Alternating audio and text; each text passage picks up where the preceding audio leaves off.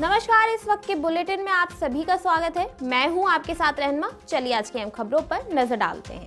सैफ अली खान पर चाकू से हमला हुआ है, जिसकी वजह से वो घायल हो गए हैं। उन्हें लीलावती अस्पताल में भर्ती कराया गया है। सूत्रों के मुताबिक सैफ अली खान के बांद्रा वाले घर में चोर घुस गया था।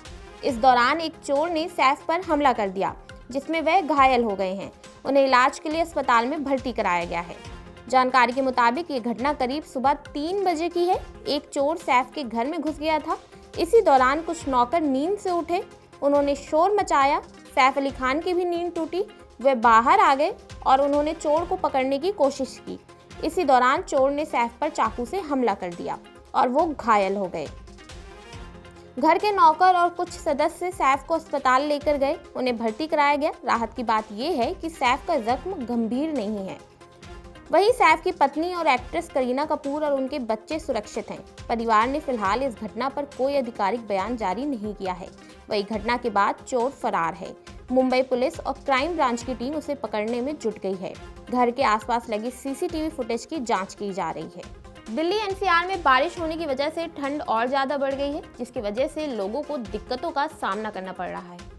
उत्तर भारत के अधिकांश हिस्से कड़ाके की ठंड का सामना कर रही हैं। जम्मू कश्मीर, हिमाचल प्रदेश और उत्तराखंड जैसे पहाड़ी राज्यों में भारी बर्फबारी के चलते न्यूनतम तापमान 0 से नीचे दर्ज किया गया है। इसका सीधा प्रभाव मैदानी इलाकों पर पड़ रहा है, जहां शीतलहर और घने कोहरे की स्थिति बनी हुई है। भारतीय मौसम विभाग ने आने वाले दिनों में जम्मू कश्मीर में और बर्फबारी की संभावना जताई है।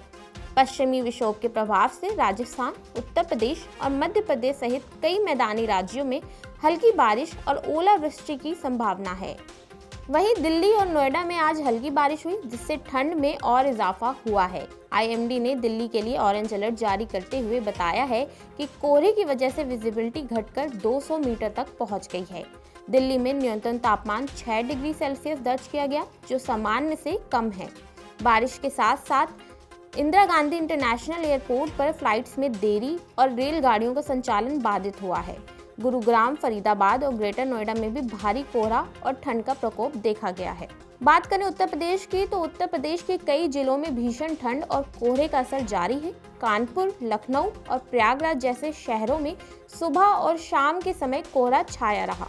पश्चिमी यूपी में बारिश के आसार हैं, जिससे तापमान में गिरावट हो सकती है। अमेरिकी शॉर्ट सेलर कंपनी हिंडनबर्ग बंद हो चुका है। इसकी जानकारी खुद कंपनी के फाउंडर ने सोशल मीडिया पोस्ट के जरिए की है। बता दें, ये वही कंपनी है जिसने अडानी समूह के खिलाफ एक रिसर्च रिपोर्ट जारी की थी, जिसके बाद अडानी समूह के शेयर्स में गिरावट आई थी।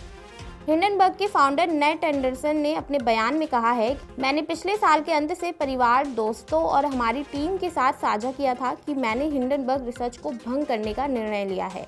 एंडरसन ने कहा कि इन्वेस्टिगेटिव आइडिया की अपनी पाइपलाइन को पूरा करने के बाद कंपनी को बंद करने का विचार था। हिंडनबर्ग रिसर्च ने हाल ही में पोंजी स्कीमों से जुड़े अपनी अंतिम प्रोजेक्ट को पूरा किया था, जिसके साथ उसकी गतिविधि पर विराम लग गया है। बता दें, साल 2023 के पहले महीने में हिंडनबर्ग रिसर्च ने अडानी ग्रुप पर एक रिपोर्ट पब्लिश की थी। इस रिपोर्ट में अडानी ग्रुप से जुड़ी कंपनियों पर कई आरोप लगाए गए थे। गौतम अडानी उस समय दुनिया के चौथे सबसे अमीर व्यक्ति थे। इस रिपोर्ट के बाद अडानी ग्रुप की कंपनियों के शेयर 80% तक गिर गए थे। हिंडनबर्ग की ये रिपोर्ट राजनीतिक गलियारों में भी काफ़ी गरमाई थी। हालांकि अडानी ग्रुप ने इन आरोपों को पूरी तरह खारिज किया था।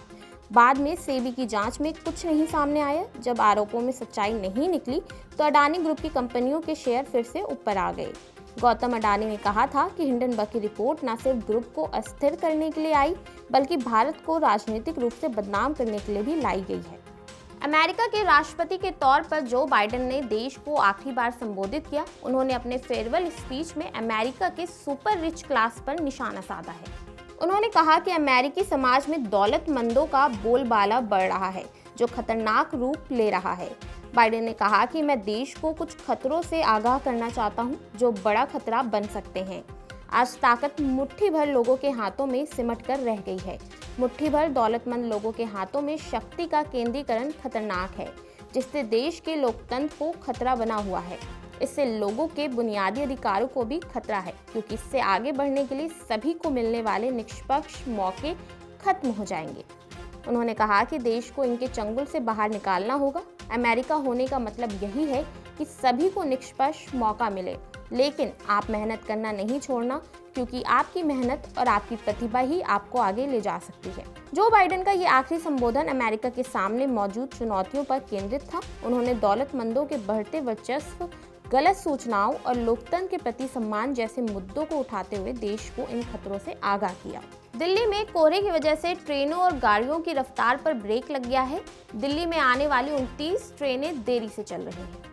बुधवार देर शाम और गुरुवार सुबह हुई बारिश ने दिल्ली एनसीआर में ठंड और बढ़ा दी है।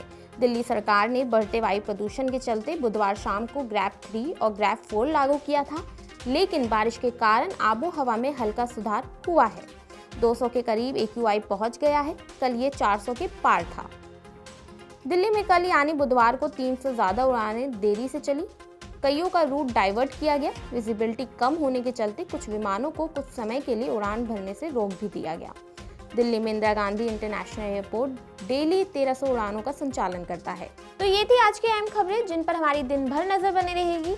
ऐसे ही देश और दुनिया की तमाम खबरों के लिए देखते रहिए नवोदय टाइम्स पंजाब केसरी।